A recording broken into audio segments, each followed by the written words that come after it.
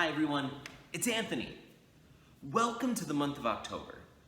As you know, October is the spookiest month of them all. To celebrate that, for our grown-up Storytime series, what I'd like to do is for the next few weeks, I would like to read to you some chapters from one of the most prolific sci-fi horror writers, that being H.G. Wells. H.G. Wells is one of my favorite authors, and for this first week, I'm going to read to you the first chapter of The Invisible Man. Next week, I'm going to be reading the first two chapters of The Wonderful Visit. The next week, I'm going to read to you the first chapter of The Time Traveler. For the fourth week, I'm going to read to you the first chapter and the introduction of The Island of Dr. Moreau, and for the final week of October, I'm going to be reading to you the first chapter of War of the Worlds, all of them by H.G. Wells. Let's get started. Chapter 1, The Strange Man's Arrival. The stranger came early in February, one wintry day through a biting wind and a driving snow. The last snowfall of the year over the down, walking, it seemed, from Bramblehurst railway station, and carrying a little black portmanteau in his thickly gloved hand. He was wrapped up from head to foot, and the brim of his soft felt hat hid every inch of his face but the shiny tip of his nose. The snow had piled itself against his shoulders and chest, and added a white crest to the burden he carried. He staggered into the coach and horses, more dead than alive as it seemed, and flung his portmanteau down. "A fire!" he cried. "In the name of human charity, a room and a fire!" He stamped and shook the snow off from himself in the bar, and followed Mrs. Hall into her guest parlor to strike his bargain. And with that much introduction, and a ready acquiescence to terms and a couple of sovereigns flung upon the table, he took up quarters in the inn. Mrs. Hall lit the fire, and left him there while she went to prepare him a meal with her own hands. A guest to stop at Ipping in the wintertime was an unheard of piece of luck, let alone a guest who was no haggler, and she was resolved to show herself worthy of her good fortune. As soon as the bacon was well underway, and Millie, her lymphatic aide, had been brisked up by a bit of a few deftly chosen expressions of contempt, she carried the cloth, plates, and glasses into the parlor and began to lay them with the most éclat. Although the fire was burning up briskly, she was surprised to see that her visitor still wore his hat and coat, standing with his back to her and staring out of the window at the falling snow in the yard. His gloved hands were clasped behind him and seemed to be lost in thought. She noticed that the melted snow that still sprinkled his shoulders dropped upon her carpet. "Can I take your hat and coat, sir," she said, "and give them a good dry in the kitchen?" "No," he said without turning. She was not sure she had heard him. She was about to repeat her question. He turned his head and looked at her over his shoulder. "I prefer to keep them on," he said with emphasis. She noticed that he wore big blue spectacles with side lights and had a bushy side whisker over his coat collar that had completely hid his cheeks and face. "Very well, sir," she said. "As you like.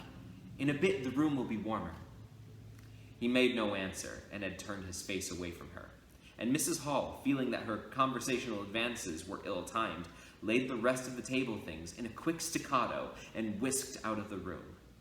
When she returned, he was still standing there like a man of stone, his back hunched, his collar turned up, his dripping hat brim turned down, hiding his face and ears completely. She put down his eggs and bacon with considerable emphasis and called rather than said to him, "Your lunch is served, sir." "Thank you," he said at the same time, and did not stir until she was closing the door. Then he swung round and approached the table with a certain eager quickness. She went down behind the bar to the kitchen. She heard a sound repeated at regular intervals. Chirk, chirk, chirk, it went, the sound of a spoon being rapidly whisked around a basin. "That girl!" she said. "There, I clean forgot it. It's her being so long." And while she herself finished mixing the mustard, she gave Millie a few verbal stabs for her excessive slowness. She had cooked the ham and eggs, laid the table, and done everything, while Millie, help indeed, had only succeeded in delaying the mustard. And him, a new guest and wanting to stay. Then she filled the mustard pot and, putting it with a certain stateliness upon a golden black tea tray, carried it into the parlor. She rapped and entered promptly. As she did so, her visitor moved quickly so that she got but a glimpse of a white object disappearing behind the table. It would seem he was picking something up from the floor. She rapped down the mustard pot on the table, and then she noticed the overcoat and hat had been taken off and put over a chair in front of the fire, and a pair of wet boots threatened rust to her steel fender. She went to these things resolutely. "I suppose I may have them to dry now," she said in a voice that brooked no denial. "Leave the hat," her visitor in a muffled voice had turned. She saw he had raised his head and was sitting and looking at her. For a moment she stood gaping at him, too surprised to speak. He held a white cloth. It was a serviette he had brought with him over the lower part of his face, so that his mouth and jaws were completely hidden, and that was the reason for his muffled voice. But it was not that which startled Mrs. Hall. It was the fact that all his forehead above his blue glasses was covered by a white bandage, and that another covered his ears, leaving not a scrap of his face exposed, excepting only his pink nose. It was bright pink and shiny, just as it had been at first. He wore a dark brown velvet jacket with a high black linen-lined collar turned up about his neck, the thick black hair escaping as it could below and between the crossing bandages, projected in curious tails and horns, giving him the strangest appearance conceivable. This muffled and bandaged head was so unlike what she had anticipated. For a moment, she was rigid. He did not remove the serviette, but remained holding it, as she saw now, with a brown-gloved hand, and regarding her with his inscrutable blue glasses. "Leave the hat," he said, speaking very distinctly through the white cloth. Her nerves began to recover from the shock they had received. She placed the hat on the chair again by the fire. I didn't know, sir," she began. And she stopped, embarrassed. "Thank you," he said dryly, glancing from her to the door and then at her again. "I'll have them nicely dried, sir, at once," she said, and carried his clothes out of the room. She glanced at his white swathed head and blue goggles again as she was going out the door, but his napkin was still in front of his face. She shivered a little as she closed the door behind her, and her face was eloquent of her surprise and perplexity. "I never," she said. "There!" She went quite softly to the kitchen. She was too preoccupied to ask Millie what she was messing about with now when she got there. The visitor sat and listened to her retreating feet. He glanced inquiringly at the window before he removed his serviette and resumed his meal. He took a mouthful, glanced suspiciously at the window, took another mouthful, then rose and, taking the serviette in his hand, walking across the room and pulled the blind down to the top of the white muslin and then obscured the lower panes. This left the room in a twilight. This done, he returned with an easier air to the table and his meal. "The poor soul's had an accident, or an operation or something," said Mrs. Hall. "What a turn them bandages did give me, to be sure."